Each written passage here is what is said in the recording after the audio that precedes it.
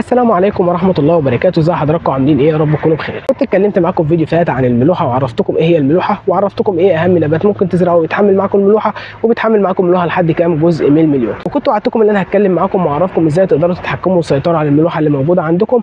فانا جاي النهارده اقول لكم حبة خطوات لو قدرتوا تطبقوهم يبقى انتوا كده قدرتم تتحكموا وتسيطروا على الملوحة بنسبة 99%. اول خطوة واهم خطوة لازم تعرف نوع وصنف الحاجة اللي انت هتزرعها ومدى تحملها للملوحة وتقارنها بالملوحة اللي موجودة عندك. يعني انا ما اروحش اجيب نبات اقصى تحمل للملوحة ليه 1700 وازرعه عندي وانا عندي نسبه الملوحه بتوصل ل 4000 جزء من المليون واقول ان انا هيبقى عندي نسبه نجاح. لا، انت كده بتبقى لازم وانت بتزرعه تبقى عارف ان انت هيبقى عندك نسبه فائده توصل ل 100%. تاني حاجه لازم اهتم بالري. يعني ايه اهتم بالري؟ يعني لازم اروي على فترات متقاربه بحيث ان انا اخلي فيه رطوبه دايما حوالين جذر النبات.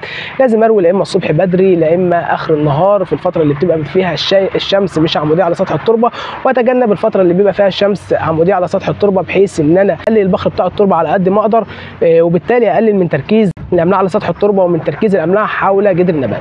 ثالث حاجه لازم اهتم بالماده العضويه اللي لها من فوائد كتير جدا، من امساك بالميه ومن زياده نفاذيه التربه. ثالث حاجه لازم رابع حاجه لازم اهتم بالتسميد سواء بالفولفيك او الهيوميك.